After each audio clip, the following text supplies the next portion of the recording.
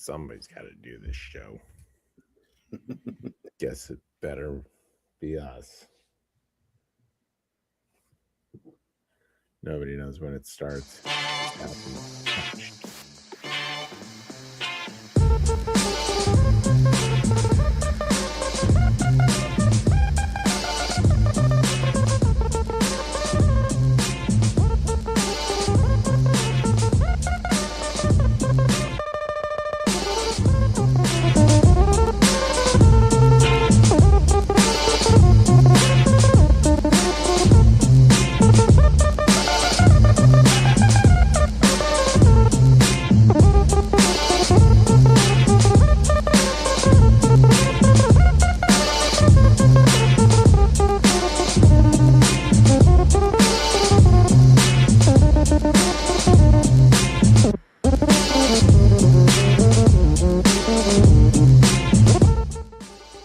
It is 9:30 on a Thursday night, and you're tuned in to Beltway Radio and Beyond, which can mean one and only thing.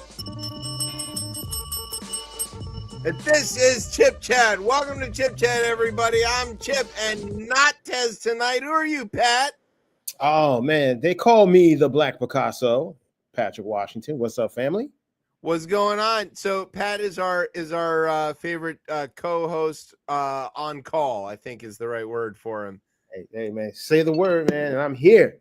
Yeah. I got a lot to say. We got a lot to do. So we sent Tez out on assignment, as happens around here, and so Pat's filling in, which we very much appreciate. On relatively short notice, I would also add. So, way to be, Pat. Yo, no, I'm here for it. But I mean, did he get stuck, or is he just, he's incapacitated at the moment. We're still in negotiations with the hostage takers, so we'll see if they let him go or not. That's what's up. I don't know. The last time that he got captured, they called us. They're like, "Come and take him away." Like, this guy won't shut up about climate change. Take him away. He's got dead ass birds all over the place. You know what I'm saying? Yeah, so he wanted more caps and hoodies, you know? Right, yeah. All right, so we've got a big show. We got a lot going on. This is a very special edition of Chip Chat because Pat's here. And as you can see, we're in the midst of celebrating America's 250th, right? Our birthday. So we've got our red, white, and blue as per usual. I've got a brand new. This is a special edition Monster Energy. This is the America Eagle. Oh, yeah. So this eagle is wearing a hat and sunglasses, and I think a bandana, because why not? Hey man, yeah, it doesn't get any more American than that. And he's got a monster truck. I don't know if you can see that. There's a monster truck there. And then on the other side of the can, we've got Lady Liberty handing out lemonade. And we've got what looks like shirtless George Washington on a Harley. I don't know if you can see that. Right. Sounds about right. And then Uncle Sam floating in a tube, doing whatever he does there. Hey man, all you need is George Washington standing on a top rope about to jump off the top. That's what he looks like he's about to do after he rides into the ring on his Harley there, carrying a flag and everything. He looks like He-Man, but with sunglasses. So yeah, I bought it, of course, because of the can, and I was like, "Oh, America!" And then I tried it, and it's delicious. It's a strawberry lemonade. So then I ordered several cases of it. That sounds good though. That actually sounds tasty. It is delicious. Yeah. So Monster, call us. I'm sure you want your name associated with this show. Hey man, at this point, yes. Right. Okay. So this is also because we're at war, right? Or not, maybe. We don't know. So it kind of works like this. Like there's a deal, and then Iran says no, and then Israel and Trump got into a shouting match, and they called each other names, and that was awesome. Yeah. I don't know what's going on over there. Nobody knows. just making it up. It's fine. Yeah. It changes, by the day. Yeah. By the By minute. the hour, even, or by the minute, by the tweet. By the So, tweet. and also we found out we have to go start our own slush fund because they're not going to give us one. Just bullshit. And somehow Lauren Boebert got back in the news. I'm not totally sure what that's all about, but Brian put it on the script because Brian loves Lauren Boebert. Hey, Boebert. Yeah, there's something about her, man. There's something that it's the distant look in her eye, It's the way she appreciates the theater. Yo. Yo. We'll see you at the Kennedy Center very soon, I'm sure. Yeah, right. Oh, but it's the Kennedy Center and not the Trump Kennedy Center. He quit that. He rage quit that apparently. We can mention that. I don't know. We're all of us local people were like, oh, can we just go back to having the Kennedy Center? We're like, we really miss that. I do. Yeah, I had jobs. I had gigs. I was gonna say you probably had stuff playing there. Deaded, man. Yeah. Deaded.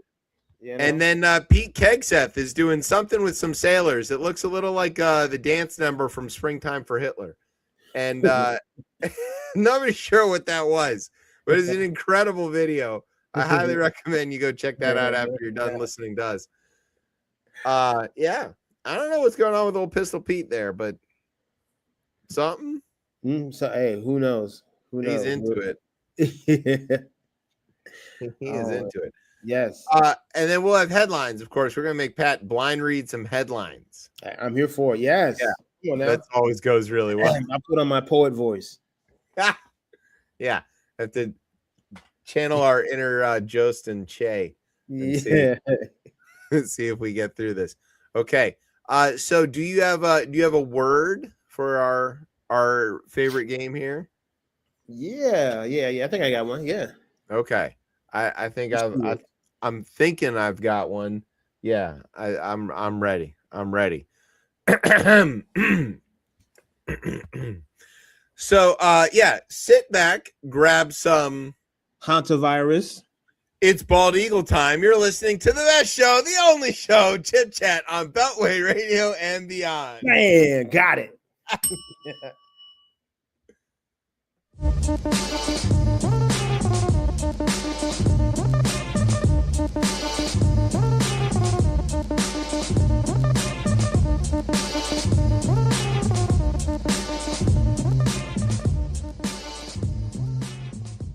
All right, welcome back to Chip Chat here on Beltway Radio and beyond. It's like the shortest break in the world because the song ran out. Brian, well timed, very good. Hey, it's just this new system for StreamYard. Don't blame me. Yeah, it's just good radio here. Okay, so now it's time to do the headlines. This is where we go over the headlines in the news, and as tradition dictates, right? We're gonna have Pat gets to go first. And just for everybody to know, if you're not a local, you may not get some of these, but that's okay.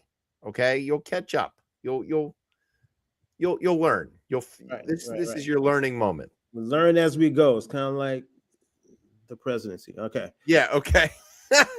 All right. Go ahead. All right. The DC mayor's race heated up at a press conference outside a carryout in Northeast. Janice Lewis George accused her opponent, Penguin McDuffie, of preferring mild mumbo sauce. Yes. Yeah. Hey, look, you got the little bit of the hot peppers in there. Yeah. You got to have that pop in there. That's akin to being called a carpetbagger or something like that. Not at all. Keep going. No, I got it. We'll alternate. All right, let's see. The NBA Finals started this week, and to show that he's a true Knicks fan, Trump had Wemby deported back to France. Just out of here. Yeah. Out of there. Speaking of which, Trump and Bibi got into a bit of a tiff this week, with Trump calling Netanyahu fucking crazy and Bibi making a quick phone call to Trump's pager number. Okay, that's a deep one. Yeah. We're going to leave that one alone. These writers are going to get us in trouble. Yay.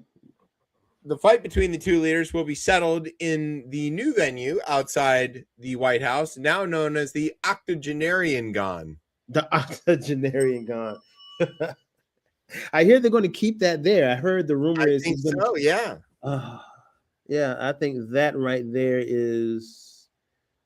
If that's not a sign of dementia, I don't know what it is. Well, why don't we just let him keep it? Tell him that's the new Kennedy Center, and he can put his name all over it. Hey, that's the ballroom. Hey, how about that? All right, here's your ballroom. It's There's outside. your ballroom. It's great.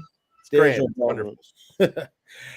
At CBS, the once proud network is facing some challenges. Weeks after firing their number one rated late night show, Stephen Colbert, they also fired their number one rated news show, 60 Minutes reporter Scott Paley, opening the doors, a show simply called 24 Hours of Boomer Esiason. Yes.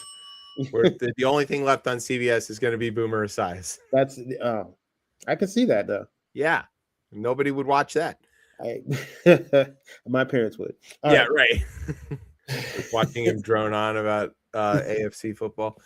All right. California held a primary for governor. It was what's often described as a jungle primary, in which the top two vote getters, regardless of party, go to the general election. Incidentally, jungle primary is the song Trump thought Morris Day in the time would perform at his stupid birthday event. I'm doing the dance. Oh. Yeah, right. The event was scheduled to include Millie or Vanilli, but not both because one of them is dead and nobody cares about the other one. That's cold. That is cold, yo. Yes. Not to be outdone, Vanilla Ice was still down to perform, noting that if other artists had a problem, that he would solve it while they check out the revolutions of his DJ on the record player. Check out as my DJ revolves it. Yeah, right. Right. I can't forget it. I can never forget this. Nobody can forget that line. Also not wanting to be outdone, Pete Hegseth, I like that, engaged in what most observers called a desperate attempt to keep up with much younger, fitter, and more coordinated young sailors by doing what I guess he thought was a workout routine, but was really just a hazing they make plebes go through at Annapolis. Yes. They told him, they're like, come on, Pete, we're all going to do it. And he's like, all right, cool. I'm going to do it too. And then you got to see him running around like this. It's pretty funny. Hey, man. Him and RFK? Yeah, that's a whole different thing. The breakdown of the concert and acts pulling out was remarkable when you think about how nobody knew any of these performers were even still alive. Yeah, well, yeah. I mean, I heard somebody say Young MC is just MC now. Yeah, right. He had to change his name to just MC. Some of these folks they call them legacy acts, but is that you have to have a legacy though? I think you have to have more than one song. Isn't that kind of the deal? Yeah. A legacy act needs a legacy. Like, what's Young MC going to do? He's going to show up, bust a move, and walk off? Like, there's literally nothing else in the catalog. Can you name another Young MC track? Come on now. Yeah, I probably could, but I'd have to stop. You still have to hear some typing. Yeah, you're gonna Google it, right? That's cheating. Let's see. Tickets to World Cup games. We get that? Oh no, we're on Africa. Okay. In Africa, doctors are battling an Ebola epidemic. Many people are asking RFK to personally go help without masks, PPE, or even a shirt, as God intended. That's right. I can see that. Yeah. Go try it out with that whole milk, buddy. See if that works. I can see him showing up, ripping off his shirt, yeah. Just like standing there. I'm here to tell you about why all of these black kids should be reparented on a farm. Reparented. I love that. Wow. It's great. It's just it's classic. All right. While battling a war waged by a fatberg that keeps taking dementia tests, Iran is also gearing up for the World Cup, where they will have to play all of their games in Mexico since Trump won't let them into the country. Absolutely. Speaking of which, tickets to World Cup games are so expensive that some of the smaller countries have had to sell some players just to get a few for their fans. That's right. There was man. this thing where the tickets were so expensive that like the Haitian fans couldn't afford them in New York and in some of these places. And Scotland is playing Haiti in their first game, and the Scots were all pissed off because they wanted the opposing team to have fans there. So like they're raising money to buy tickets for Haiti fans so they can go to the game. Hey man, some of them are they're so adorable. They're pocket size. You can actually buy some. I think. Yeah, it's a special shout out to Scotland that they're like so inclusive that they're like, no, we also want the opponent to be there, or it's no fun. No fun at all. No. All right, Bosnia, Curacao, and Cape Verde are in the World Cup, while Italy is not, causing many Italian mothers to be even more disappointed in their little bambinos than usual. Oh my gosh. Oh, shaking my head. I was going to say dinner was going to be quiet in that household, but no, probably not. No, it's an Italian household. It's definitely not. There's going to be a lot of speaking with the hands. Uzbekistan is in the World Cup, though, causing a strange spinning around from the grave of Herman Cain. Yes. Uzbekistan. Yes. That is a throwback. Oh, I remember, man, for one shining moment when I was a kid, and I remember he ran. I didn't know who he was at the time, and it was like, wow, hey, this guy's running, and I felt like I felt a sort of a surge of pride, and then he started speaking. 999. That was his answer to everything. And they're like, all right, what are you going to do about world affairs and stuff? And he's like, who's Becky Stan? What was he? What was he, like a pizza? Yeah, Godfather's Pizza. Godfather's Pizza. He's a pizza mogul, man. He's a pizza mogul who then succeeded in believing so hard that COVID was fake that he died from getting it at a super spreader event at a Trump rally. That's where we are. Yeah, I mean, and look where we are now. Yeah. Well, Herman Cain's dead. He's safe. He can't get dead again. Can't get any sicker. Yeah. Yeah. Absolutely. All right. Well, those are the headlines. How did you like the headlines, Pat? I did. I liked them very, very much. They were heavenly. Yeah. They were heavenly. All right. Well, let's hope they don't get us sent to hell. But what will almost certainly get us sent to hell is whatever the hell Brian is about to play in this break. So we're going to take a break. When we come back, we've got the rundown. You're listening to Chip Chat on Beltway Radio and beyond. Pow.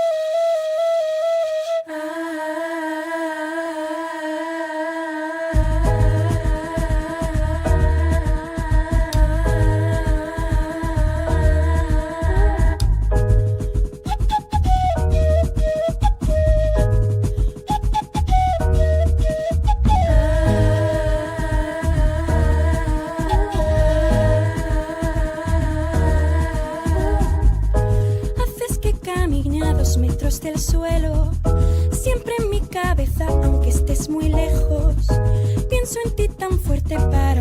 mis sueños. No sé cómo hacerlo, pero ya me duermo. Caigo desde arriba, giro en espiral. Una pesadilla, este no era el plan, pero es mi cabeza. Puedo anticipar que estarás abajo por si caigo mal.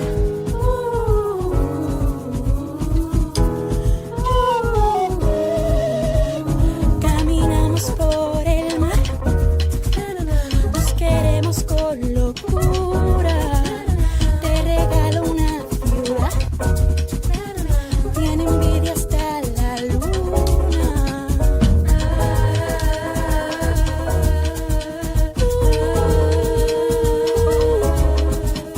Esto ya se acaba, voy a despertar. Ya no me acordaba de que esto no es real. Cuando abra los ojos tú desaparecerás, pero que un segundo puede ser la eternidad.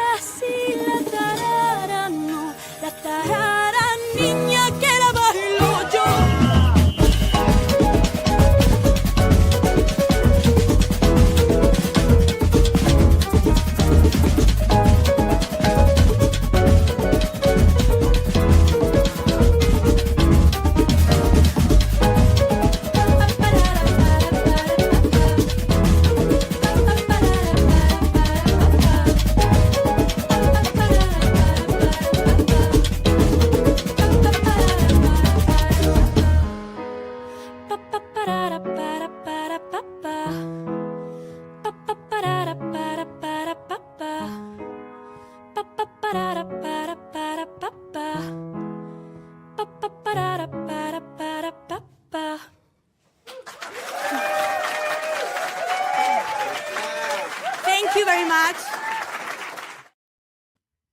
All right, welcome back to Chip Chat here on Beltway Radio and Beyond. I'm your host, Chip. With me tonight is Patrick. Oh, yo, wait a minute. Yo, Brian, what was that, man? That was Tiny Desk. Yep, Yeah. that was a Tiny Desk episode. Featured Amina. I was intrigued by her chair flute. So Yeah, I that's figured, incredible. So I figured that would be an interesting non AI music. No, it was aspect incredible. for today's That was break. incredible. That was cool. So we had Bob Boylan, who originated the Tiny Desk concerts and Tiny Desk everything at NPR, on the show back when we were still in the studio, and he was incredible. He told us all these great stories, and that performance is pretty. I mean, if you look at Tiny Desk concerts, you've seen all of these weird, cool ways that people make music, but I don't think I've ever seen anybody play a folding chair. That was something. Well, I mean, and just play. Yeah, it was like, yeah, and it was like tuned and everything. Also, she's singing Castellano, which is like if you're It's a Portuguese. no, it's Spanish, but it's like Spain Spanish. So if you're somebody like me who lives in a world of Central American Spanish, and you hear that, it's funny. It sounds funny. I don't know how to describe it. Sort of like why do you like Monty Python? Oh, it's because they're funny accents. It's like, Okay, yeah, I got you. sort of the same thing. All right, now we've come to a part of the show. It's called the Rundown. This is where we tell you about some stuff that's going on in the news. If we were real professional radio people, it would sound a little something like this.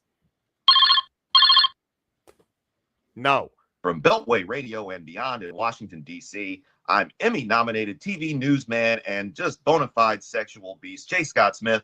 And this is the part of the show where I tell some stuff about well, maybe not me, but somebody else is going to tell some stuff about what's happening in the news. So What's going on in the news, fellas? Thanks, Jay. Check him out. Channel 4 in Detroit. He's still the best there is. So let's talk about this strange thing that happened this week, which is that the House passed a resolution on Wednesday, that's yesterday, to block President Shitbag from ordering further strikes in Iran, ratcheting up pressure on the administration to find a way to end the unpopular war. Now, the vote was a 215 to 208 vote, and there were 4 Republicans who joined. So that would be Massey, who Trump successfully primaried, and Tom Barrett of Michigan, Warren Davis of Ohio, and Brian Fitzpatrick of Pennsylvania. So Fitzpatrick had already said basically that he was going to vote for any war powers. This is a great graphic, by the way. Way to go, Brian.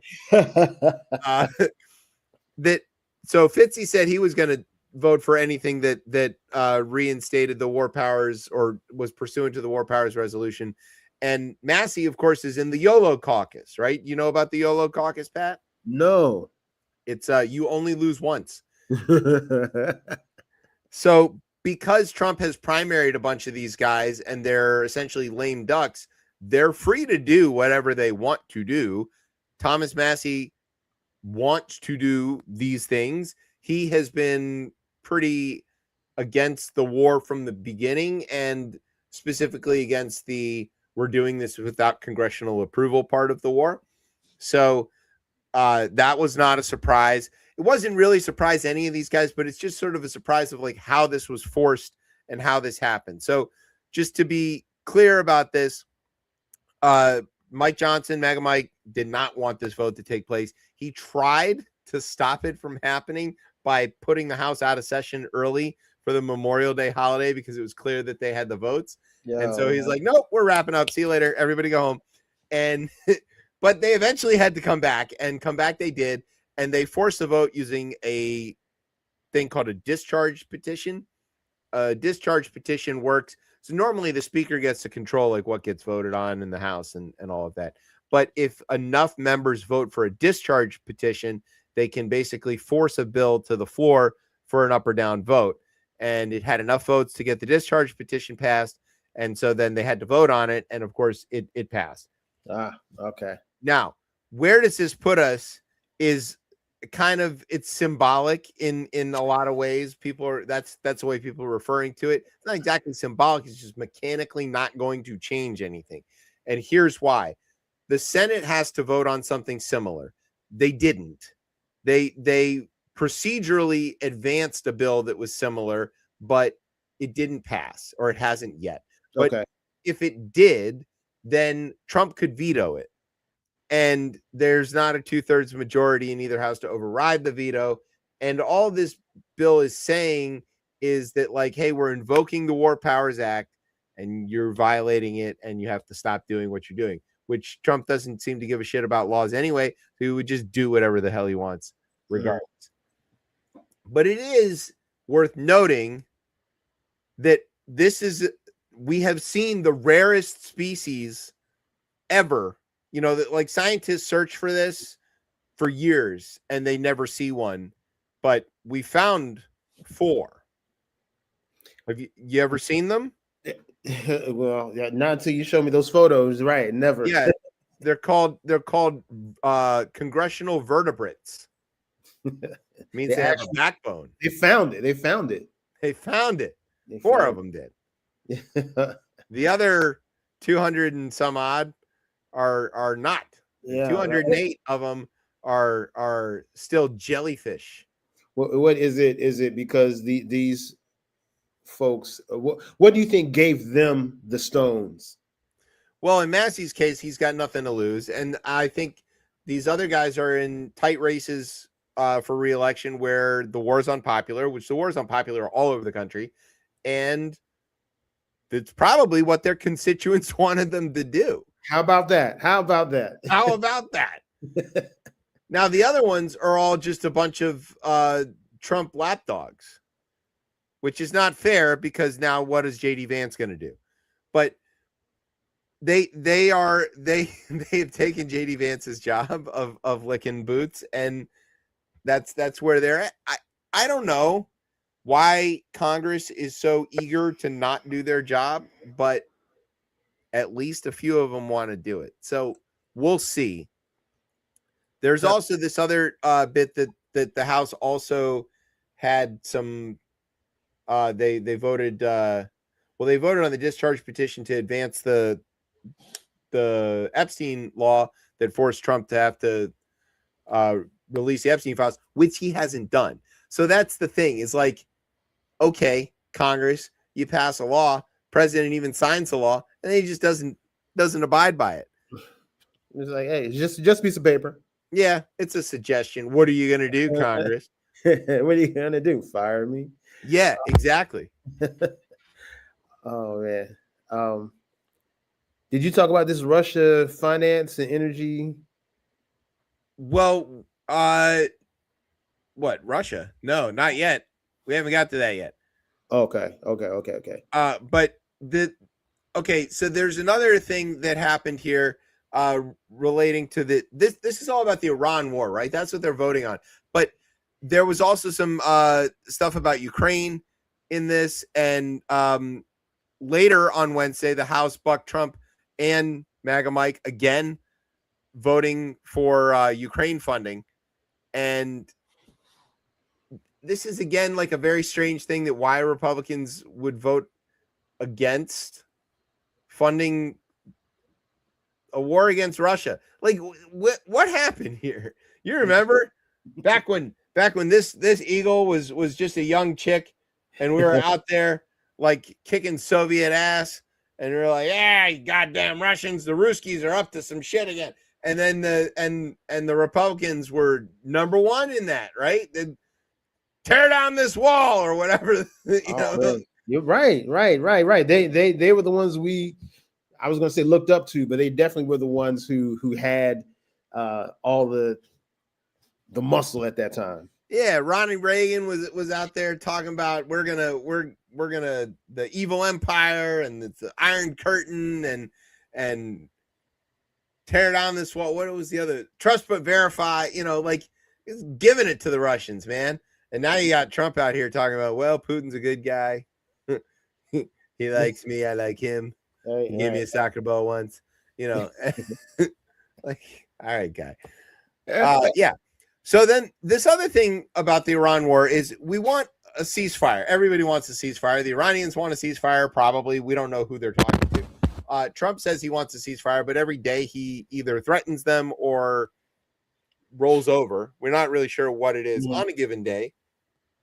There is not currently a ceasefire. I just want to be clear about that there might be this thing on paper that says ceasefire, but there's still very much shooting going on. The Americans are shooting at the Iranians. They shot at some of their ships just this today. The Iranians are, in fact, shooting back. They're shooting at Kuwait. They're shooting at American naval vessels. They're not doing a lot of damage, but occasionally some stuff's getting through. And the other thing that is not a ceasefire is the Israelis, who have said that they have a ceasefire in, 5 different places at this point: Gaza, Lebanon, southern Syria, fuck all else. The Israelis' version of ceasefire, the thing that you got to know about Hebrew is that it goes backwards. So if you're in ceasefire in Hebrew means shoot at Lebanon. And so they've just been like shooting at Lebanon and calling it a ceasefire, which is not how that works. So when over the weekend, no, not even over the weekend, over last weekend, when Trump skipped his son's wedding because there was an imminent deal with Iran, it got scuttled in part by the Israelis shooting at Lebanon. And then this week, there was again this Rubio was like, no, the war's over. We've got a deal. And then 2 seconds later, the Iranians were like, we don't have a deal. We're not talking to you. Stop shooting at Lebanon. And Trump had just tweeted out something about how he had a deal. And the Iranians were like, we don't know who you just signed a deal with. But what do you mean we? While you're at it, give whoever that is your social security number. We definitely need that too. It's the dumbest possible thing. And so that's what Trump and Bibi got into a fight about.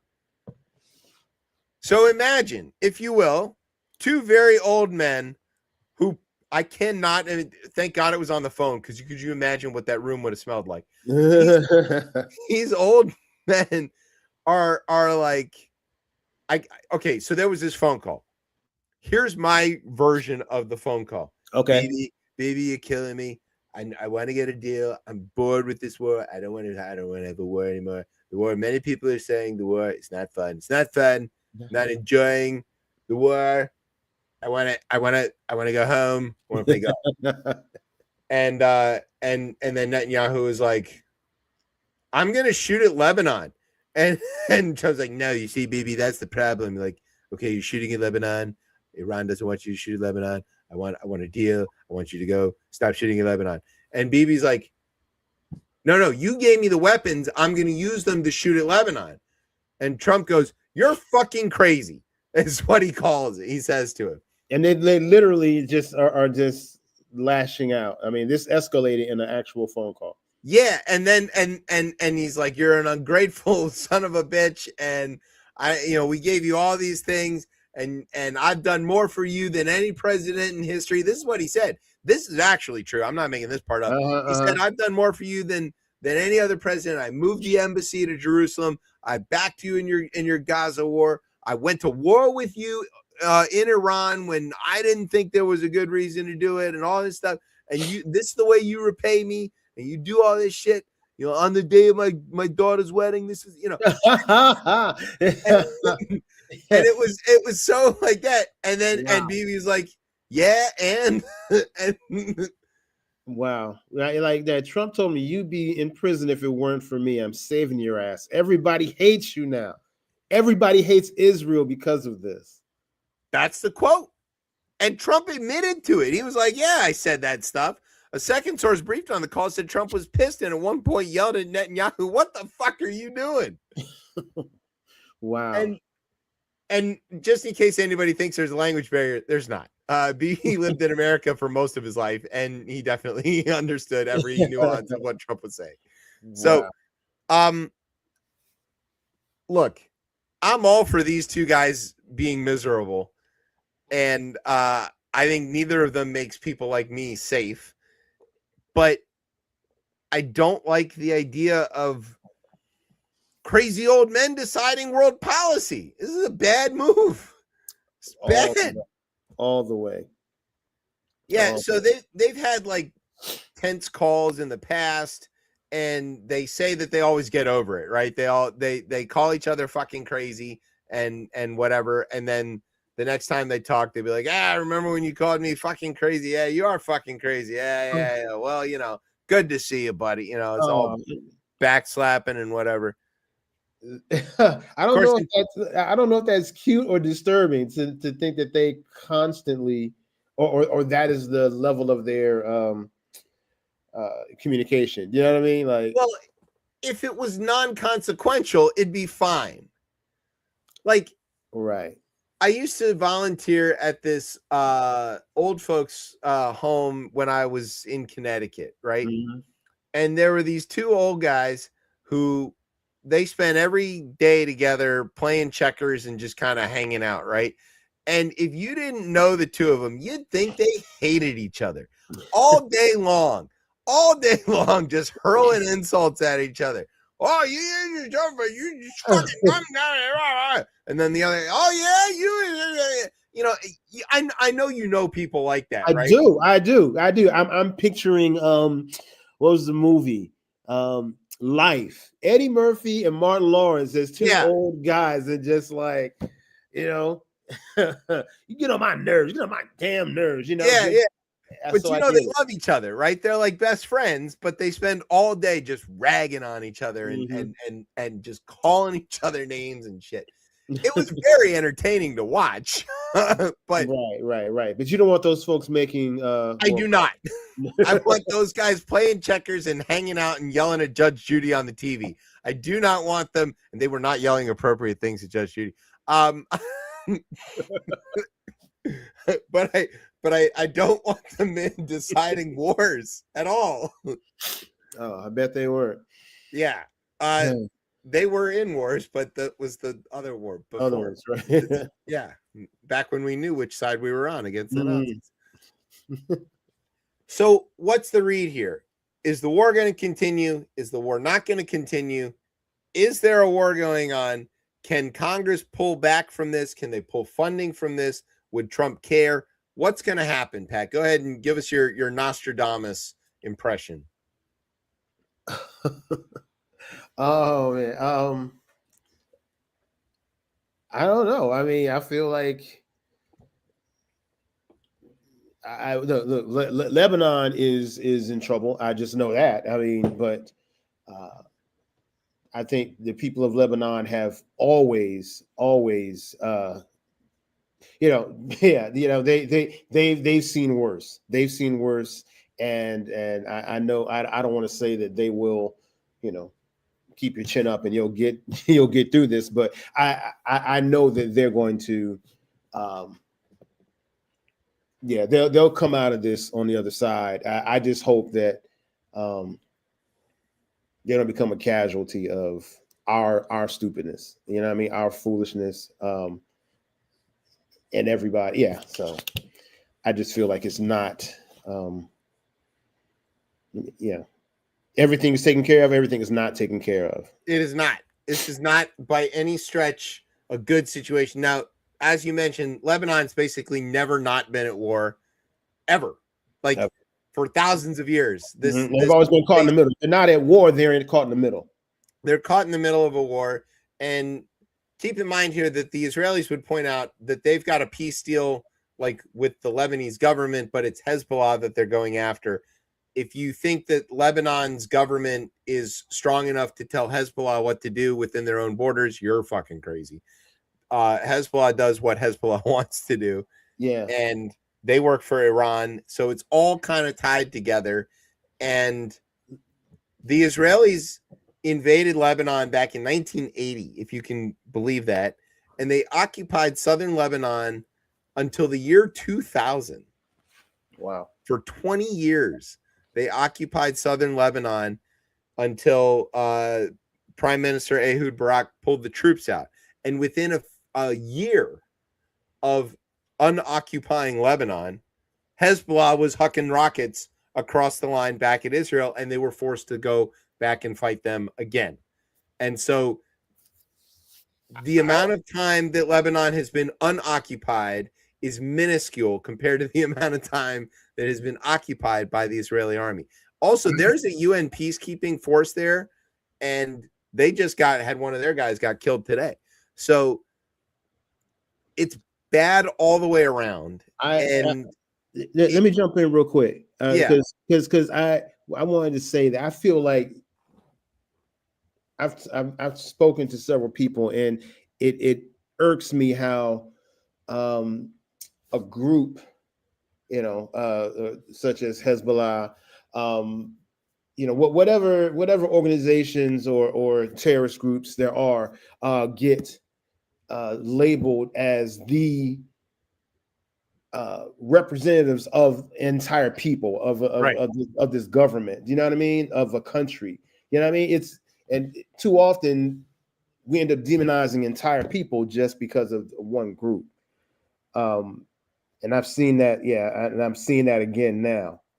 Yeah, and right, to be very fair, that there are a lot of people in Lebanon who do not support Hezbollah, and on occasion there have been active revolts or efforts to try to break that stronghold, but there are also a lot of people who support them. Sure. And especially in southern Lebanon where they're at their strongest.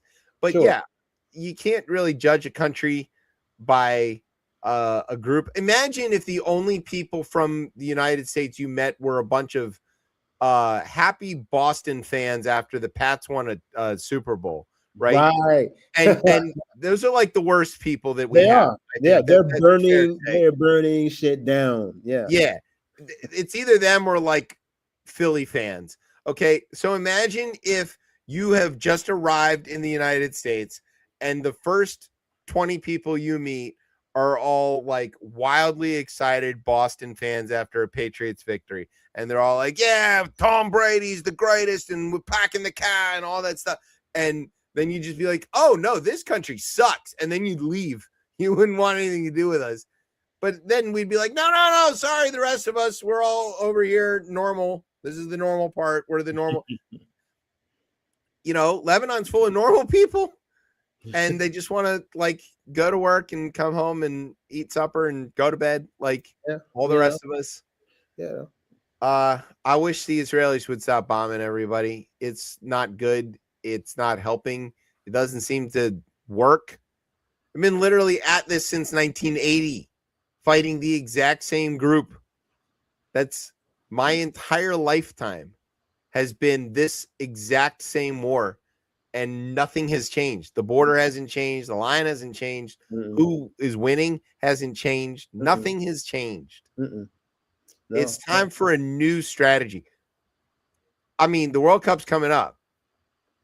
So one could make the case. Maybe we settle this on the pitch. Maybe we have a game. Let's play it out. I like.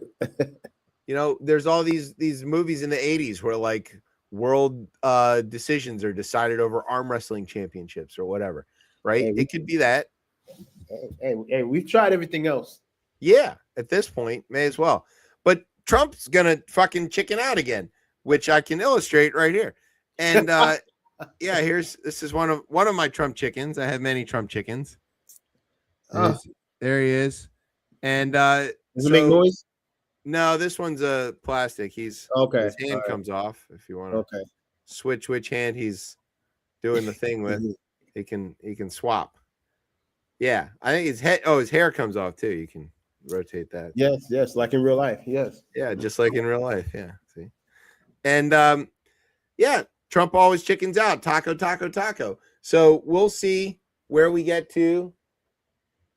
I don't know. By this time next week. Anything could happen. Right? Think anything's going to be different?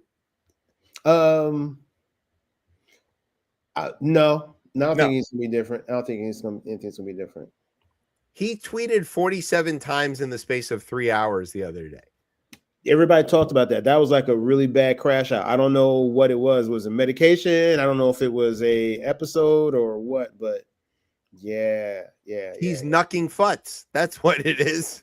He's right. Dude's having a time. He's having a tough week. I would love to be at the with the press corps after that. Like, are we going to talk about this? Can we hey, can we talk about what your boss did over the weekend? You know what I mean? Like, we can't have that conversation. And I would love to hear them try to, the mental gymnastics involved with trying. No, they just go quiet, piggy, and then that's their answer. There were a few attempted questions at this, and the White House, they've got a new spokeswench, Abigail Jackson, I think is her name. Okay. And her answers to everything are sort of like the very Steve Chung sort of answers where they're like, hey, the president tweeted 1 million times in a day. Is everything okay?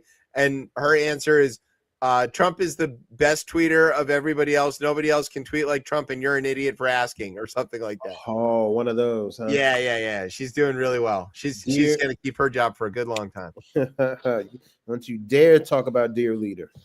Yeah, something like that. All right. Here's what we should do.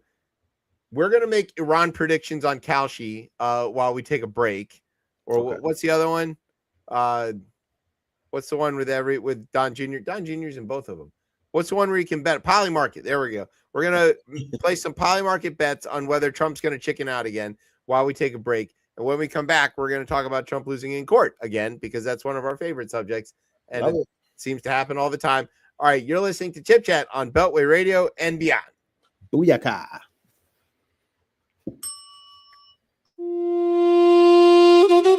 Yo, bricks rising up, Persia running the game, Trump playing Jesus, we laughing at the claim.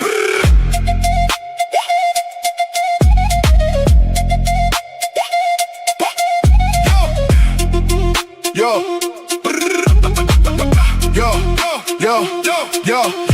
Orange Messiah with the glowing hands, delete it quick when the backlash lands. Fix save your vibes while you poke at Iran, pressure flowing, come and feel the master plan. Trump posting some stuff for Jesus healing the sick, then deletes it fast. Bro, you made it click, said it was a doctor for the Red Cross crew, punk gas excuse, we all see right through you. Clowning white robes, tiny hands on the glow, slamming Pope Leo while your halo steals the show. You made a great mistake, mixing faith with your beef. Iran, stay strong, turning your stunt to memes. Sacrifice your image for that holy flex, now the world laughs at your Jesus complex. Tattoo cover crew still marching for the brand, but pressure drops, truth across the land.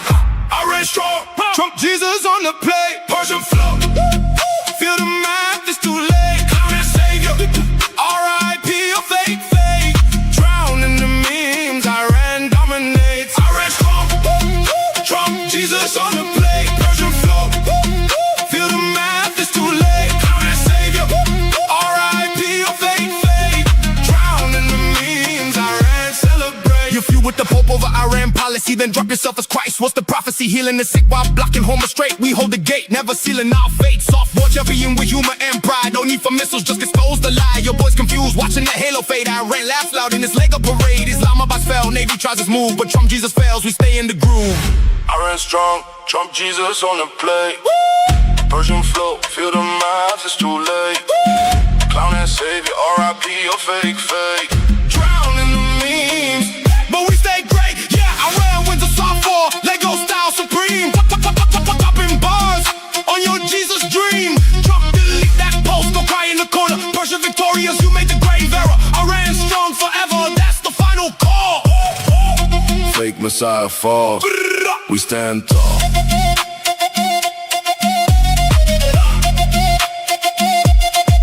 We stand tall.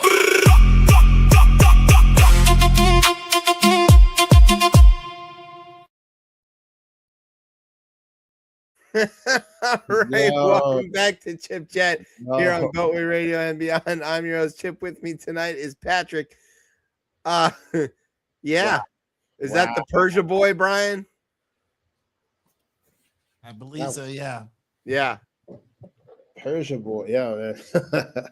I like that. The Persia boy Lego videos are quite entertaining. And now that one's got him talking about how his memes are outpacing Trump's content, which has got to really irk Trump if he hears that. What do you mean he's got more tweets than me? I got to tweet 47 more times. Like that's why his hands are all bruised. It's because he's tweeting all the time. the thumbs, right? It's all he's got no blood flow from holding his phone with his little tiny hands. Yeah, I got rage tweeting. All right, so let's talk about some Trump court losses. This is a segment that we like to hit fairly frequently because it happens all the time. So we've got the $1.8 billion slush fund that is not going to happen, or is going to happen, but get a different name. Okay, so here's the background that everybody needs to know. Is that I think we talked about this last week, but Trump sued his own government over something that happened back when he was president the first time, which is that a contractor working for the IRS released some of his tax information, which he had said he was going to release and didn't. And so he said he was aggrieved by this. He was harmed by this. Him and his sons sued the IRS for $10 billion. crazy. And the judge was like, "Hey, your name's on both sides of the verses on this. Are you sure this is gonna be okay?" And Trump was like, "You know what? We're gonna settle out of court." So Trump settled with himself to the tune of $1.8 billion and said, "I'm just gonna use this to pay all of my friends who stormed the Capitol." Hey. That was apparently a bridge too far for a lot of Republicans, especially in Congress, and they all kind of flipped out, including Ted Cruz. Even Ted Cruz was like, "All right, that's enough," and so three things happened. One, a bunch of judges, retired judges, wrote this big letter to the judge that was overseeing that case in an open letter and said, "Hey, you need to go back and re-review this and see if there's anything here." And she did agree to go re-review it and said, "There's a big problem here. The second thing that happened is congressional Republicans refused to vote on funding for DHS, for Department of Homeland Security, until this got nixed, essentially, because it's Congress's job to appropriate money and say how it gets spent, not the president's. He doesn't just get to take $2 billion and hand it out however he wants, Right. or whoever he wants. So that happened. And then the third thing that happened is that this was massively unpopular. A lot of people, including a lot of Trump voters, were like, this doesn't sit well with us. The congressional Republicans were like, hey, man, I don't think I want you paying the guys that tried to kill us back in 2020. Right. It was too blatant. Yeah. It was too much, and it was too obvious. So auditioning for the role of Attorney General is one former Trump personal lawyer. What's his name? Todd Blanche. Todd Blanche. Blanche. Blanche. Yes. Yeah. He was like, all right, he had to go to testify because he's the acting AG. He doesn't have the job yet. He had to go testify on the budget to the Judiciary Committee. And they were like, what are you doing with this fucking fund, guy? And he goes, well, we're just going to not do it. Blanche said it was dead. Yeah, he said it was dead. That was what he said. And so then Congress pushed him on it, and they're like, what do you mean dead? And he goes, we're not going to set up the fund. We're not going to pay the fund because a judge had enjoined them from doing that. That was the other thing that happened. I forgot to mention that. A judge had reviewed this and enjoined them from setting up the fund, paying anybody from the fund, putting any money in the fund, doing anything with it until they decided if this is legal. And rather than lose in court again, they were just like, all right, we're going to not do it. But there's nothing on paper that says they're not going to do it. And the other part of the settlement where the IRS is not allowed to actually investigate Trump ever again over anything ever, which of course won't hold up in court when their new president's in charge. That part is still very much not off the table. That is still in effect, according to Todd Lee. However, that was 2 days ago. Tuesday, Blanche was on the Hill and said, this is dead. We're not going to do it. Mm-hmm. On Wednesday, Trump emerged. He hadn't been seen for an entire week, by the way. No public appearances. Okay. No schedule, no nothing, because he was busy acing dementia tests. And so he emerges from his, I don't know, let's call it KFC coma. And he goes, all right, I'm here. Who wants to ask me something? And everybody goes, hey, what's up with this slush fund? Right? Is it really dead? Mm-hmm. And he goes, I have to ask the lawyers. I don't know. And they're like, what do you mean you don't know? Like, that's, you have to definitively say no, right? He never does. Mm-hmm. He never definitively. He's always kind of like. Yeah. Never. He never gives a straight answer. He loves to leave the possibility in your mind. You know what I mean? Well, because when it goes wrong, he can be like, I never said that I wasn't. I never said that. Right. Mm-hmm. Yeah. Mm-hmm. Or else he can blame somebody, which I guess is what he did later when he said a radical left judge, right, ruled against this thing and shut it down. Yeah. So the president's vaguer response, where he was vaguer than Todd Blanche, is likely to roil the Republican lawmakers again, many of whom are sharply opposed to the fund, and pressure the White House to abandon it by threatening to derail a $72 billion immigration enforcement funding package that Trump badly wants. So there's more DHS money available, or not available. It's all debt, but anyway, but there's more money that Congress wants to vote on to give to ICE, but they don't want to do it if he doesn't declare this thing off. So leverage, one or the other. Right. Yeah. It's, again, we're looking at these rare instances of backbone in Congress, and it's not the end. It's not the dam bursting, but it is a trickle. It is worth noting that. So there's nothing on paper yet. Then Trump went on to say, we'll see how it all works out, but a radical left judge ruled against it. But these people, their lives have been destroyed. Their families have been destroyed. He's talking about January 6th people. These patriots, man. Yes. Their lives have been destroyed. Their families have been destroyed, many of them. I'm not just talking about a few people, many of them. I'm one of them. Are you now? Your life has been destroyed? He's a victim. Yeah, he's a victim. He always talks about this as it's like a day of love, which I think is hilarious. It is, yeah. That's what the noose was. The noose was for a neck hug. It was a necklace. It was a Mike Pence necklace. Mike Pence necklace. Yeah, well, it's very in these days, those chokers. See what you did there. Yeah. Real into giving Mike Pence a choker. Hey, I hear maybe Pete Hegseth's into that. So that's what he was doing with those sailors. Okay. Speaking of which, another loss. Dateline, Washington. A divided federal appeals court ruled Monday that the Trump administration's policy banning transgender individuals from serving in the military is likely unconstitutional. A panel of 3 judges for the U.S. Court of Appeals of the D.C. Circuit split 2-1 in finding that the ban rolled out by Secretary of Defense, but his preferred pronouns are Secretary of War. You see how he likes to change his pronouns.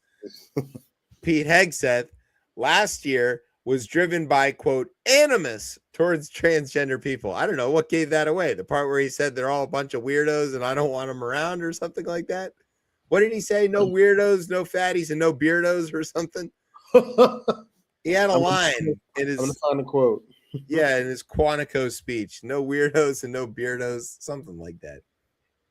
Judges Judith Rogers and Robert Wilkins agreed that the Trump administration's policy targeting transgender service members likely violated the Constitution's guarantee of equal protection. I don't know what gave that away. So there is now a preliminary injunction that has been left in place saying that, no, you can't fire all the transgender service members. That means that now you've got some disagreement. They're likely to appeal this up to the Supreme Court. I'm quite sure neighbor Clarence and Sam and Alito are going to be like, ew, transgender people, that's the ick. And then everybody else is going to be like, dude, who fucking cares? Dude, it is so stupid. I mean, this is literally out of the, I don't even know how many people in the military we have. It's so few people, and they're volunteering to fight and die for you. And we're talking about 0.2 to 0.5%. Like, that's not even a drop in the bucket. And we're talking about, we're devoting so much energy towards something like this. It's also stupid. They probably don't know. Like, nobody else knows. And if you ask their unit that they're in, everybody in the unit looks out for everybody else in the unit. They don't give a shit who they are, what their affiliation is, or any of that other stuff. Hey, they're all together all the time anyway. That's what that's the way it's supposed to be, right? That is, right? Some people who are military folks or former military folks. Absolutely. I happen to have a lot of that around in my life too. And, ask them, try to find some division. A really fun thing to do, not fun thing to do, is to watch a group of people who served together, especially who deployed together, get together. And they will call each other names all day long. They will say the worst things about each other. They'll tell terrible stories on each other. And then if you want to try and see if you survive this, lob one of your own insults in there at one of them and watch how fast they all turn on you. Yeah. You have to watch your back. Yeah. After that. Yeah. Yeah, man. They stick together. And this is a dumb thing for anybody to care about. Did you find the quote? What's the weirdos and beardos? It was basically just no more dudes in dresses, right? Oh no, we are leaving behind wokeness and weakness behind. No more pronouns. No more climate change obsession. No more emergency vaccine mandates. No more dudes in dresses. We're done with that shit. Nice. That's what he said. That's what we said. I mean, so shout out to what's the guy from MASH, Klinger. Yeah. What was his name? Klinger? Yeah. And he used to wear a dress all the time. The only one. That's the only one that got away with it. Yeah. Well, I don't know what Pete's so worried about, but judging by the way he's dancing, I think that maybe he's worried about being judged. Yeah. Hey, I don't think he protests. A little much, right? A little too Hey, much. I watch Drag Race. I'm not personally competing in it, but like the pain that I feel when I hear RuPaul tearing somebody down for their poor performance, that is real and that is strong. Hey. And I do believe that Mr. Hegseth fears that kind of judgment. Hey, look, I think we all do. I don't want to be on the receiving end of that. You don't want to be walking past Nellie's on a nice day and hear the chirping from the balcony. Talk about, oh, he would wear that, wouldn't he? You know, that's a very inside DC joke. That's crazy. All right. And here's one that Trump won. Kind of. I don't know. It's not really him winning, but so we talked about this a few weeks ago. Remember that now it's illegal for Black people to vote in the South again. We had like a war about this, and then we had like several constitutional amendments. And then we had like a whole civil rights thing, and now that's over. We're back to that pesky civil rights. Yeah, Jim Crow 2.0. It rhymes even. We're here. Yeah, it's a bar. All they did was wait for Jesse Jackson to die, and then they're like, bam, get him. Yeah. Is that what it was? I think I'm sure that's what it was. Jesse was the only one stopping it, and then they were like, he's gone. He's gone. Let's go. Keep alive if he's dead. And then they were like, yeah, bam. So in the run up to that, though, right, in 2023, Alabama tried to redistrict and draw out all the Black districts, even though that's a state that's almost 30% Black. Okay, it's 27% Black. They've got 7 congressional seats. They redrew the line so that only one of them is a majority Black district. So 1 out of 7 is not 30%. That would be 2 out of 6 would be 30%. That is not that. So they were forced into drawing a second district because of laws. And that would be roughly 30%, and that would be roughly correct. So then they went to go try to draw that out again, and that got challenged in court. And when it got to the court, they got all the information and like, what was the reasoning for doing this, Alabama? And they found all the emails and conversations that the, district drawing guys that the Alabama state legislature had, and they were very racist. They were like, we need to stop Black people from voting because they're bad. And then there was then the reply email was like, yeah, I also hate it when Black people can vote. And so the Supreme Court, this exact court, looked at that in 2023 and goes, yo, that's racist even for Alabama. Like, that's explicit. No, you can't do this. You got to put the district back. Right? And that was the ruling. Then the ruling on Louisiana comes just this last term where they say, in fact, Louisiana violated the civil rights of white people by drawing them into a district that is mostly Black. So they flipped it. Okay. They pulled the Uno reverse. They said the white people were not being able to pick a candidate of their choice, and that they were the minorities, and that they had been discriminated against on the basis of race. I see what they did there. Okay. Imagine using the 14th Amendment against Black people. Yeah. Pretty ballsy. Yeah. I guess. Yeah. It's the most Clarence Thomas thing you could imagine. Is that's a great way to put it. The most Clarence Thomas thing you can imagine. Yeah, So they kept hammering away at it until they got what they wanted, basically. basically they did, and so they got that ruling. Then Alabama went to go put their racist districts back, and initially the Supreme Court was like, no, you can't do that because we already ruled on this, and it was racist then. But don't worry, the Supreme Court on Tuesday cleared the way for Alabama to use congressional map favored by Republicans, meaning white supremacists. The court, in an unsigned order, overturned a 3-judge district panel that found that the map, quote, is tainted by intentional race-based discrimination. The Supreme Court's 3 liberal justices publicly dissented. The ruling means that Alabama's 2026 midterm elections will feature 6 Republican districts and 1 Democratic district, as opposed to a map that had only 5 Republican seats. Democrat Shamari Figures, who represents Alabama's 2nd congressional district, will likely lose his seat as a result of the high court's ruling. Shocking. Wow. So they overturned their own ruling to say, okay, now you can go back to being explicitly racist, Alabama. Wow. I just like the idea of just restricting voting and the gerrymandering and all this is really yeah, you're right. It is so Jim Crow. It incenses me that we're back to this. Yeah, like what is, why can't we just let the chips fall where they may? I mean, we don't like.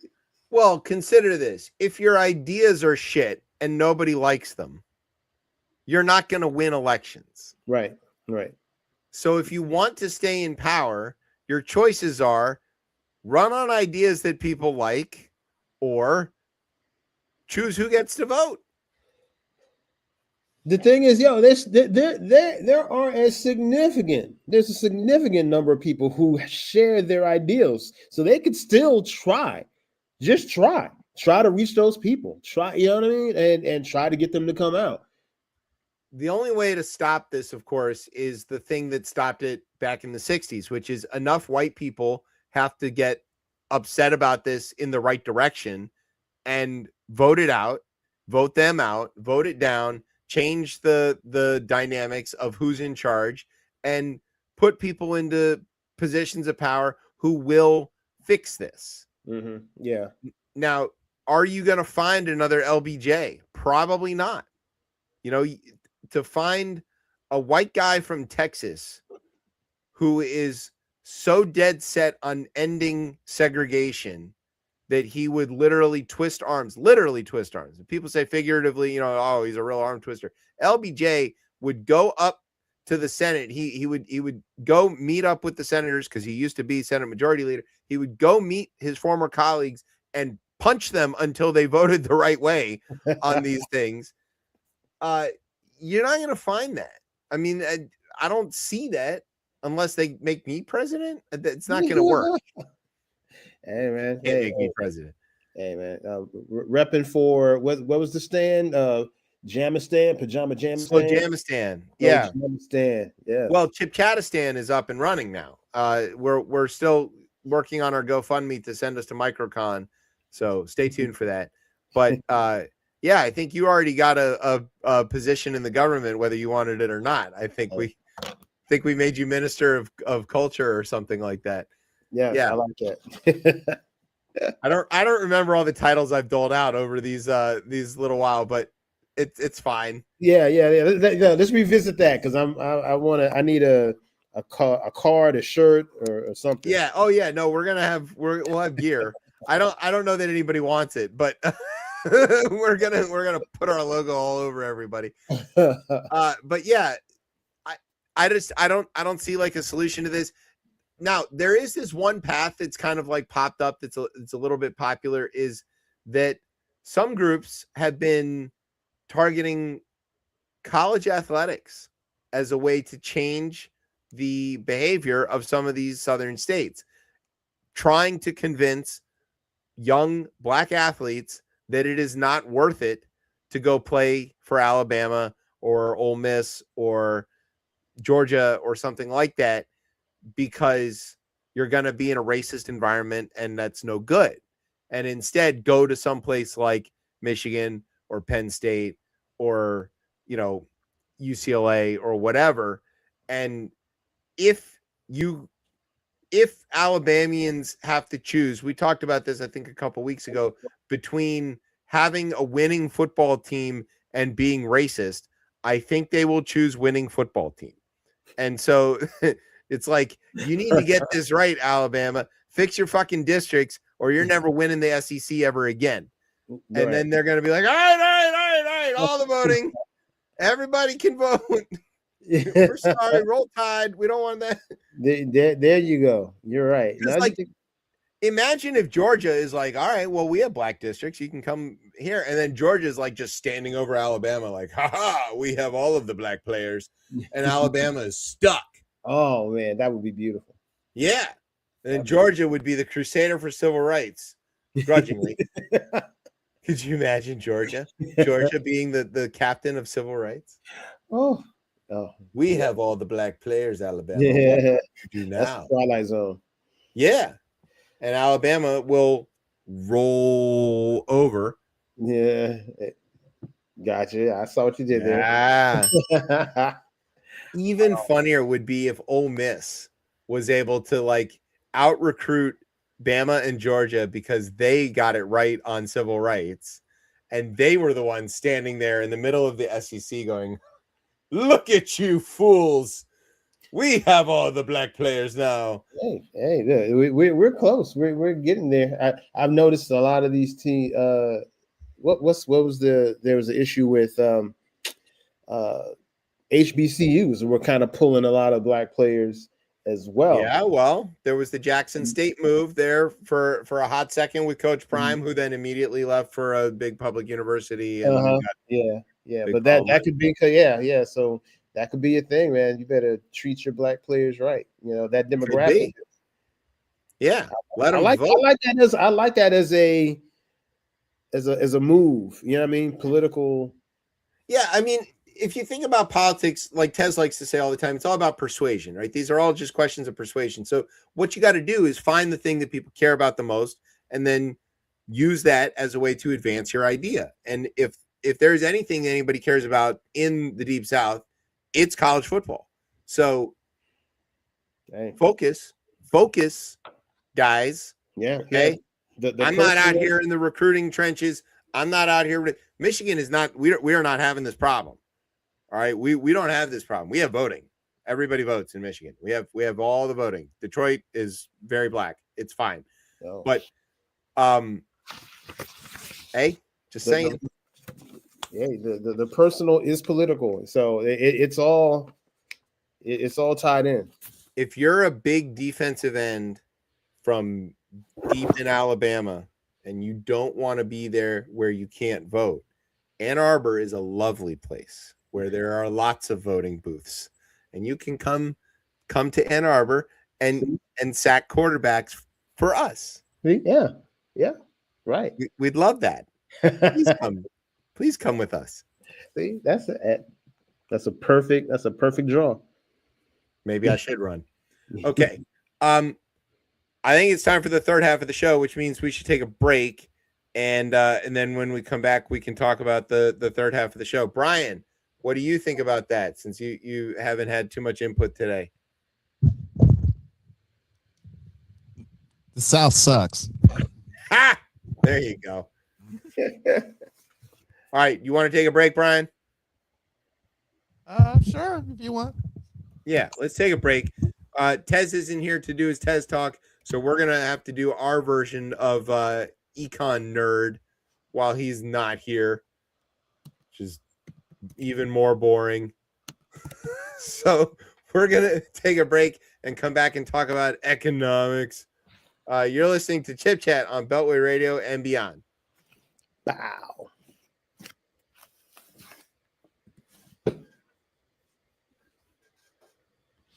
System, the company store, the paradigm of absolute control. And that's why we're just out here doing simple things, pointing out that we're meant to be in nature and be natural. And this is where we find the source that God made to transcend the New World Order. And that's why they want to try to keep us out of it. I'm angry. I've had enough of these people. They're a bunch of Christian murderers scum. They're on giant death factories keeping babies alive and selling their body parts. What more do you need to know about these people? I go out and face these scum. They literally crawl out from under rocks. They have green looking skin and they run around screaming, we love Satan, we wanna eat babies. I have them on video. Hillary's in the creepy weird sick stuff, man. She sleeps in the same room with that creepy weird woman whose mother wears a hood over her head. What the hell? That woman number one is ugly. Imagine how bad she smells, man. I'm told her and Obama just stink. Obama and Hillary both smell like sulfur.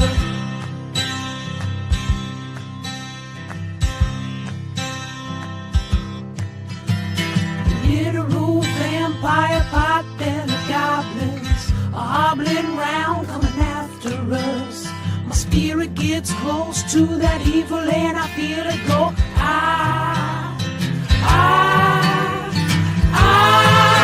We're such self-centered crap. We don't even notice hell itself rising up against us. Millions of pointed people of the very worst type, and I'm so pissed. We're gonna stab your daughter at the mall. We're gonna stab your wife, your son.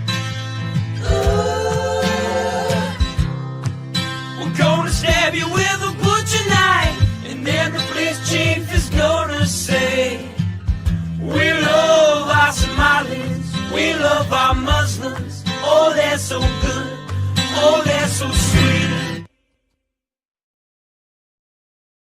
I was watching Fox News as I worked out this morning. All right, welcome back to Chip Chat here on Bellway Radio and beyond. I'm your host, Chip. Patrick is somewhere. He's switching cameras. He'll be right back. That's right up there with leftist ass. I think that's one of my favorite ones. Right. So as Tez usually does after we play Alex Jones, we feel bad for platforming him. We are not platforming him. We are making fun of him. And so to cleanse ourselves of this, we want to remind everybody that you can go to sandyhookpromise.org. You can donate to try to help the cause and try to help the folks that were harmed so badly by Alex Jones and his weird conspiracies regarding Sandy Hook and everything else for that matter. And and the Onion owns InfoWars now, but that doesn't stop him from broadcasting. Like he just found some other way, he's just doing a show. He's not sufficiently bankrupt to where he's stopped being on air. So that's unfortunate, but maybe we'll get more of these videos. I don't know. We have to go find some more auto-tuned Alex Jones, but that's a good one. That is a really good one. The bit about how they're like, I have them on video. they're green skin crawling out from under rocks. Like, okay. Yeah, I feel like we need some can we get a slush fund for the victims of Alex Jones? Yeah, well, there kind of is. That's a sandyhookpromise.org. Go donate to that slush fund and make sure that those folks get some help. Who would be the victims of Alex Jones? I mean, apart from the obvious, the Sandy Hook families, but like, aren't we all? I was going to say, yeah, man. Every time I've watched, I think I deserve a little bit of compensation. I've been harmed. I have, in fact, been harmed by Alex Jones's existence. Yes. Have you been harmed by Alex Jones? Call this number. You may be entitled to compensation. Absolutely. Yeah. All right. So now this is where we would do the Tez talk, where we would talk about these dead ass birds. But this one's not really about the environment. This one is about the economy. Now, the thing is, that's another thing that Tez loves to talk about because he wants to grow up to be on Marketplace. And we're talking about affordability. Okay. But that word is a squishy word. Trump says that it's a fake word, that it was made up. It's because he'd never heard it before. It doesn't mean it's made up. But new research from Brookings released Wednesday describes affordability by comparing the rising cost of essentials against family incomes. And by that measure, the report found that in 2024, 45.5% of U.S. households did not earn enough to cover their necessities. That's half. Okay. So if half of the country can't afford food, shelter, water, I don't know, paper towels, like the basic shit, that's a problem. Right. The report concluded that a mere $1,000 hike in the annual cost of living would leave another 3 million households unable to make ends meet. $1,000 a year. Okay. Right. If you spread that out, that's $100 a month. Yeah. So if your costs go up by $100 a month, 3 million people, that would be a hit so significant that they would not be able to make ends meet. Right. Right. That's an alarming statistic. Now, that's one half of the economy, right? Mm-hmm. There is a whole nother part of the economy where people are doing great. They're the investor class. They're making money hand over fist in the overvalued stock market where things are just worth whatever people are willing to pay for them.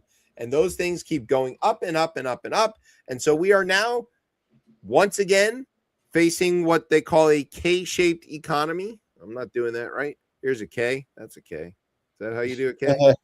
Yeah, you're making gang signs now. Yeah, okay. Well, I'm just trying to spell letters. I'm not really doing the gang thing. Okay. But so like these guys here, they're going up. You see their thing is going up. And these guys, is all the regular people, is going down. Okay? Right. That's bad. That's economically disastrous. Let me tell you about that. We've got inflation report, right? Inflation is up at 3.8%. So in a normal circumstance, if inflation is high, it's often a reflection of what they would say is an overheated economy. The economy is growing too fast and people are demanding more money. And so wages are up. They're too up. People have too much money essentially in their pockets. And so they're spending it and it's driving prices up artificially. And so you got to slow that down. And the way that the Fed can do that is they can pull some of that money out of the economy by making borrowing more expensive, which is to say they can raise rates. If they raise rates, then banks have it's harder to loan money, right? And companies invest a little bit less, right? And wages will slow down, and so will prices. And that is normally how you cool down inflation. But when you do that, you also kind of cool down the economy, right? So you slow down growth. What we are looking at now is a case where growth is already slow. The revision in the numbers show that GDP only grew by about 1% in the first half of the year. 1%. The target is 2%. So we're 15% below where we need to be. So the whole economy of the United States is growing slowly or not growing, but also prices are rising. So if you were to raise interest rates now, there's nothing to slow down. That wouldn't fix this problem. Okay? That doesn't slow down the rising costs because it's not a case of the economy is growing too fast. The economy, in fact, is barely growing. It's that the cost of doing things is artificially high. And we know why. It's because of trade barriers, Trump stupid fucking tariffs on penguins and shit. Tariffs are hard, right? The war, which is driving up energy costs. Energy costs reflect through the entire rest of the economy. The war is also driving up fertilizer costs, which is reflecting in the price of food. Mm-hmm. And then there's also this massive problem with housing. Housing is way too expensive all over the country. We're 5 million housing units short or something like that. It's a major problem. Or maybe 50 million. I don't know. It's a lot. We're really short on a lot of housing. And that's caused upward pressure on what people have to spend because they got to make rent. You got to pay rent, right? You got to pay your house note or whatever you got. And that is costing people more than 50% of their income. That's leaving them less and less money available for other things. And that itself is causing a drag on the economy. Because when they say consumer spending is up, it's up on essentials. It's not up on investment or frivolous things or fun stuff, which are things that drive the economy. It's up because prices are up. So why is our minimum wage just $7.25? still frozen? Yeah, why can't we get any higher? Congress sucks and they don't care. But there again, you've got that problem. You've got a lot of states. The majority of states now have higher minimum wages than the federal standard. So that's not nationally fixed, but it's in a lot of places fixed. Isn't exactly the problem. Even if people had more money in their pockets, it would fix this one problem of not being able to make ends meet, but it wouldn't fix the problem of the goods would still continue to rise in price. So eventually that wage wouldn't keep pace either. Because the costs, the things that are driving the increased cost are not related to growth. They are artificial things. Mm-hmm. Trump has created a more expensive environment for people to operate in. And he has also created an environment where economic opportunity is decreased, where economic growth has decreased, and where wages are stagnating. We haven't seen this since the stagflation crisis in the 70s and 80s. This is right in his wheelhouse because that's where his world is frozen in that time period. So maybe that's what he's doing here. I don't know. More than 40% of households were not able to afford what they needed almost every year from 2014 to 2024. So that's been ongoing. I'm sure all of us have felt that in some way or another, according to the report, except for in 2021 and 22, because people got stimulus checks during COVID. Otherwise, prices continue to rise faster than wages, and it's bad. Yeah. It's not just uncomfortable, right? When you have a population, when you have a population with without hope, that's a recipe for political disaster. It's unstable. For social disaster. Yeah, for a breakdown of society, right? Like if you think about where do extremist groups thrive? They thrive in places where there's no hope, where there's no economic opportunity and stuff like that. So we really don't want that here. Yeah, I mean, I feel like you said, it's all artificially created. You know what I mean? This problem is didn't have to be. You know what I mean? This is a war that's obviously manufactured, and we're all paying for it. Well, and we're paying for it in several other ways. Take, for example, the assault on health insurance, right? Now you're going to say, oh, I thought we already had this conversation.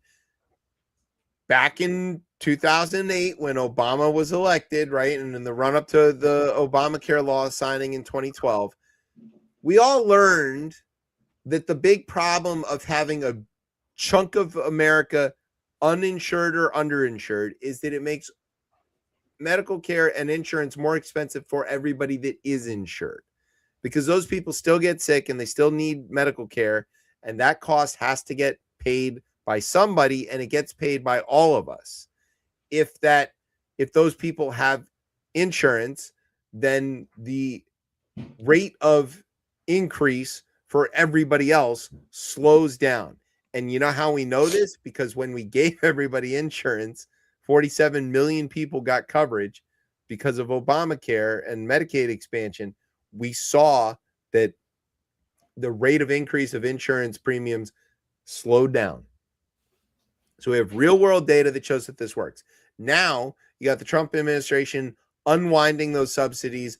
The one big beautiful bill killed a bunch of that and are tossing millions and millions, something like 20 million people off of healthcare, which means that all the rest of us who have insurance are going to see that go up. So now you've got already people can't afford $100 a month more in expenses. Can you imagine what happens if your insurance raises by $300 or $400 a month? What are you going to do? Wow. You're going to drop insurance. You're going to go without, which could be financially catastrophic if something bad happens. But then if you do that, then everybody else who kept their insurance, now theirs goes up even higher because there's fewer people insured. And that is what they call the death spiral. So it is important, and we know because we did it already, that getting more people on insurance slows down that potential failure. And now we're going backwards on that. The same way we're going backwards on wages, the same way we're going backwards on producer costs. The input costs for farmers continue to rise, while their market ability to get something for their product continues to fall, all because of tariffs. These are all things, and none of these are market forces. These are all manipulated manipulations. Yeah. Yeah. Why is that happening? I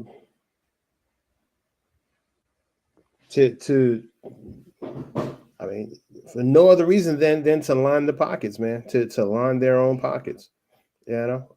Yeah. So not to put too fine a point on it, but what they're trying to do is crash the economy so that the people who will still have money at the end of that crash can come in and buy up the pieces of it for very little cost. And then they can take off these artificial constraints and turn everything back on, except they'll be the ones holding all the keys. And then and expect everyone to be grateful that they make themselves look like they repaired something that they broke in the first place. Well, and that they will own everything. So they will have grabbed all of the means of production, consolidated that into places where even fewer people stand to make all the money once the economy is running again. That's what they're doing. You know, Elon and them, they can afford it. They can afford to crash the economy and wait it out. You know, buy low, sell high, right? Drive the stock market down to the lowest you could possibly get it, buy up everything at that low price, and then turn the key and start the whole machine right back up. Except now you're holding all the shares. Ain't that slick? It must be Pay nice. attention. You hear it here first. All right. Let's talk about Brian's girlfriend. Lauren? Yeah. What did she do? All right. So I'm afraid to see what image Brian puts up. Okay, well, that's a relatively respectful image of Lauren Boebert. Okay, yeah. Considering. I mean, you know, she's got something going on there. She's holding the flag. She's squinting in the sun. Right, holding up that old. I was trying to think of give it a good name, but she's Old holding Glory. Old Glory. Yeah. Well, she's good at holding on to that rod. Yeah. I like that hand position she's got. She looks like that's well practiced. Maybe in the dark at a Beetlejuice showing. Was that the hand, Brian? Which hand was her? She's right-handed, right? Is that? Yeah. I know but you've watched that video. She was in the other seat though. So I don't Oh think yeah, so she was working lefty. Yeah. Southpaw. Lefty Lucy. Yeah. It's a little easier to make the pickoff move to first, if you know what I'm saying. All right. So why are we talking about Lauren? Boebert? Okay, so I caught this last week, Brian has a Google and alert it was set kind up of for interesting Lauren because it Boebert. features. Well, it kind of features what we talked. When we had our baseball guru on. Yeah. So, and it kind of felt weird. It was like, where did this come from? So apparently, uh, Lauren was in a weird way defending Washington National by the name of Trevor Williams, and he had an What the issue. fuck is this image, Brian? What? Yeah, let me explain. Okay. So apparently, Trevor was suspended due to the fact that he was not a fan of the whole pride thing and things like that. So Lauren got wind of it and felt like he was silenced. So she's putting out, Trump's political justice dogs on him, like Blanche and all them guys, to go after the Nationals because it felt like they were silencing Trevor Williams of his religious beliefs. And I'm like, okay, this is ridiculous. But that's the key thing why I brought back Lauren and her craziness, because one, this is not her team, so I don't know why she's defending him. But again, she feels like his religious beliefs are being silenced because what the Nationals are promoting Pride Month and all that stuff. And again, this is Pride Month, to be honest with you. So okay, so basically the Nats, I mean, every team is doing it, right? Yeah, they have pride jerseys. Well, not every out team. and Surprisingly enough, not every team in Major League Baseball is supporting Pride. I'm shocked the Braves aren't doing it or whatever, but okay. They're a bad example because they're actually winning. Let's just say the teams from cities that have electricity are obviously celebrating Pride Month. Okay. Like the Giants are probably celebrating it the most. I think that's fair, right? The A's can't anymore because they're not in Oakland, but you get what I'm saying. Where they're going to be at.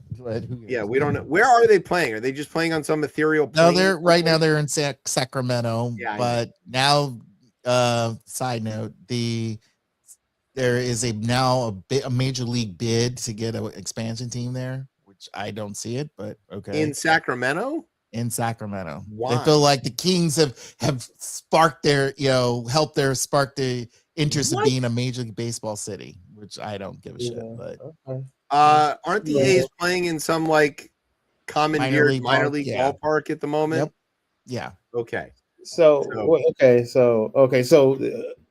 you're saying that they're not in Oakland anymore, and they're just representing the Bay Area. No, they're not representing. They are officially known as just the Athletics, because next year they're supposed to go to their new stadium in Vegas, which is costing over almost $2 billion and counting, because it keeps adding up more bullshit. Because the owner of the A's right now is an asshole. Yes, I said that, because he did not want to sell this team, and because I've been following that story for a very long time. He's been beating his fan base down for like a decade, and it's been alternatively hilarious and tragic at the same time. Yes, it's bad. It's bad. But the whole thing here is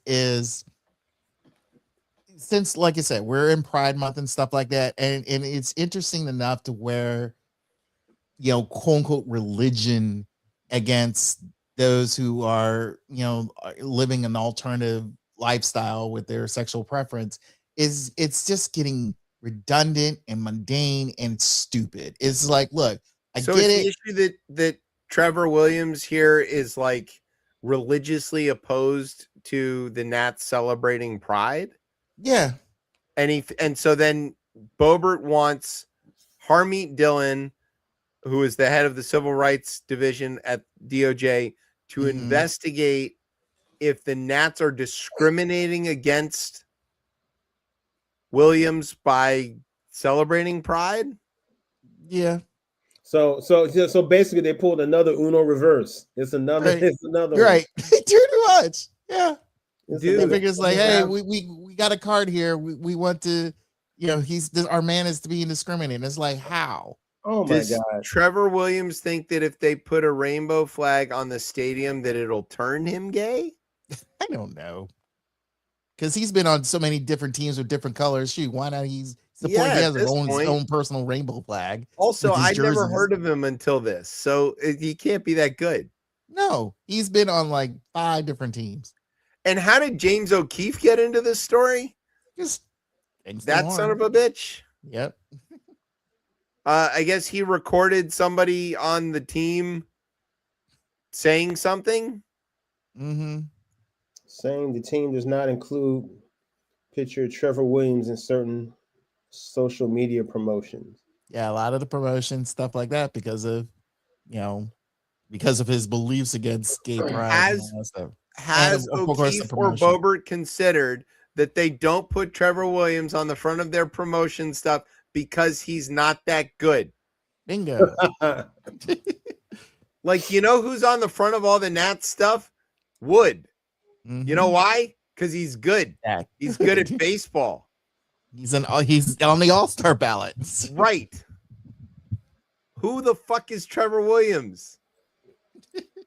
Man, these people are pissed about everything except pedophiles and accountability. Right. Don't be too mad about that. He's talking about, I'm being discriminated against because I haven't seen the Epstein files. No, he's not saying that. He says, that rainbow is guy, you just gotta not care. Just try not caring. This is not harming you at all. At all. That's funny. This is the only thing where you can be apathetic and be a hero. Take advantage. Let your apathy flow. It doesn't fucking matter. That's not Star Wars. Let your apathy flow. Yeah, right. Use the apathy, Luke. I can't raise my spaceship out of the mud because I'm whining and crying. There is no do, only not care. There is no try. Yeah, right. What? Just not care, guy. All right. Speaking of people who are maybe gay, George Santos, he's back in the news. Hooray! Okay, I'm just gonna read this because this is too hard to describe otherwise. So yeah, we're just gonna start with this like this. In February, 4 months after being released from federal prison, that's the beginning sentence here. Former Republican Congressman George Santos, which is not his real name, took to social media to express his enthusiasm about attending Trump's upcoming State of the Union address. So far, so good. He's like, yeah, I'm excited to go to the State of the Union. I'm going to be there for the State of the Union in the gallery, guys, Santos said in a video. I watched the video. I like that? He posted that on Twitter a day before the State of the Union. You with me so far?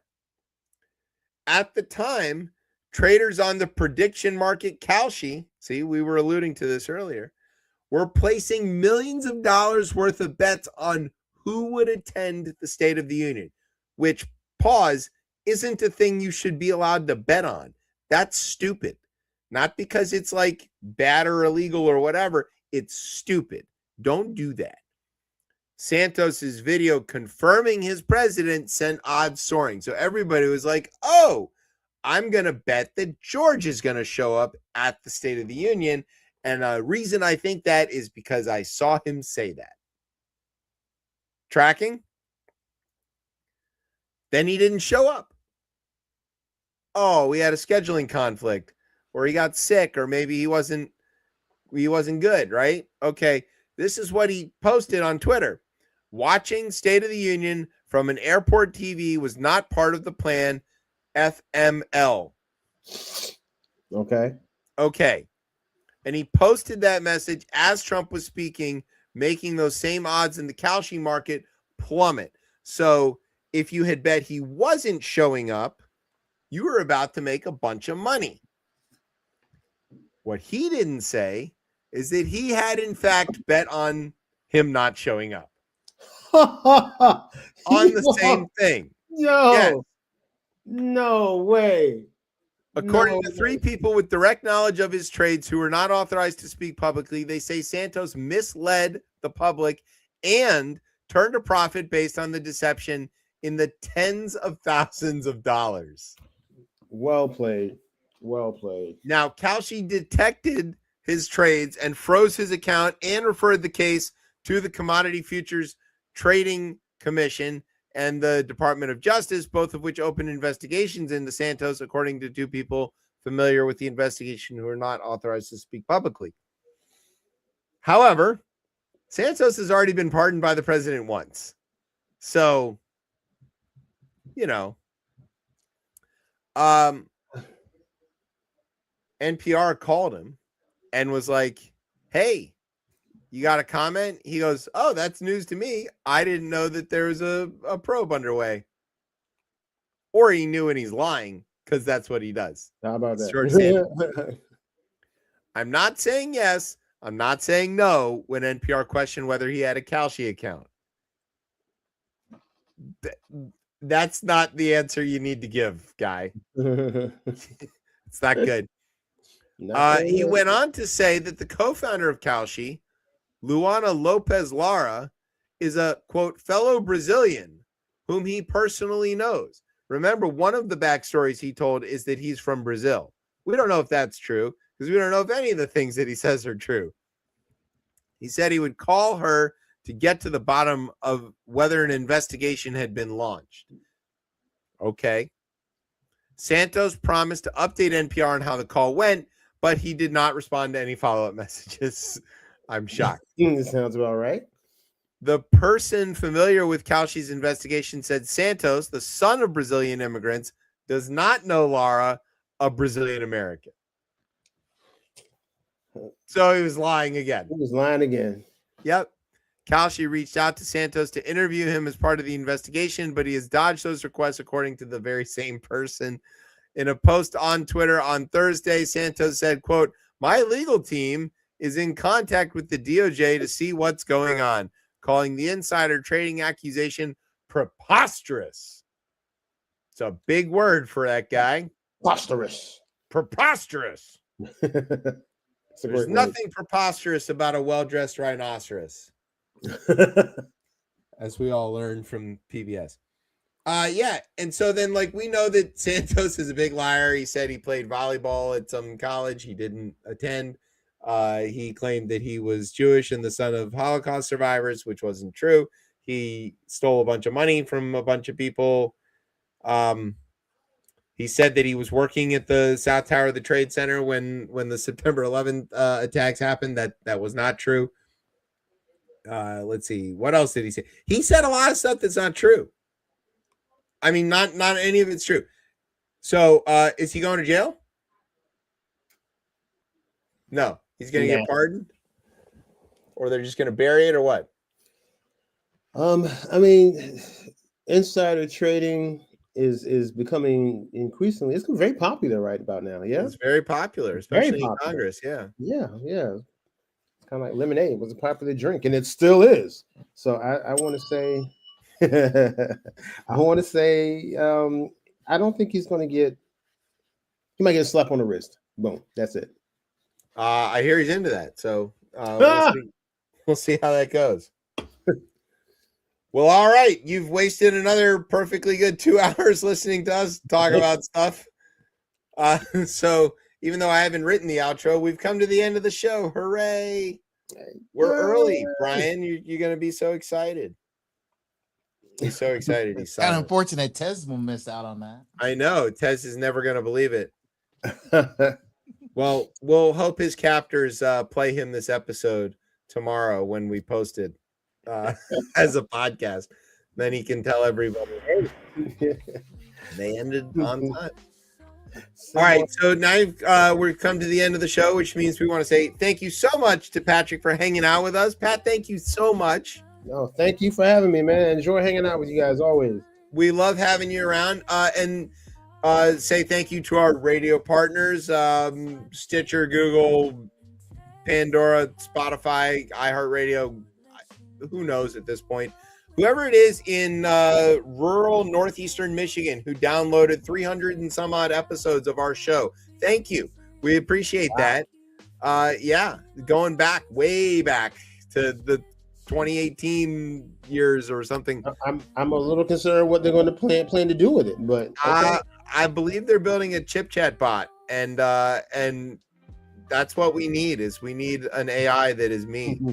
That sounds like that's going to go well for everybody. Yeah, somebody's going to be. There's a program that's going to be using your voice. You know what I mean?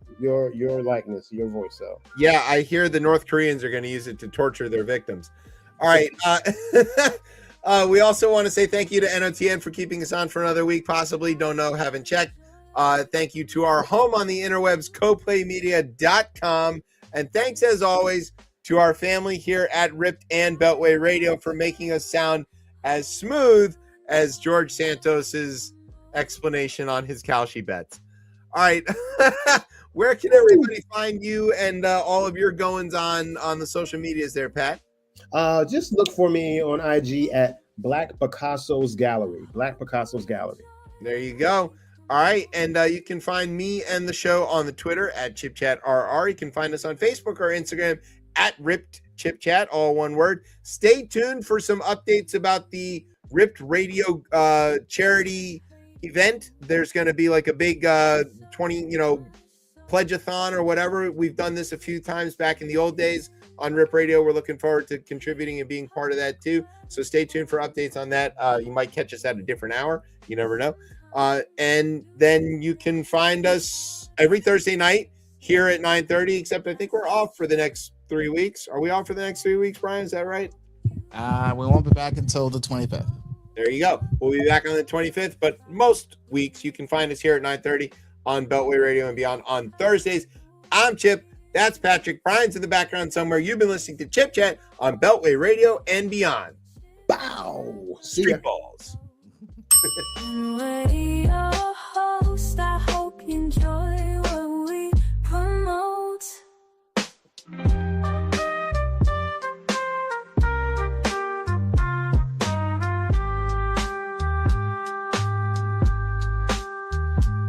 Oh, great.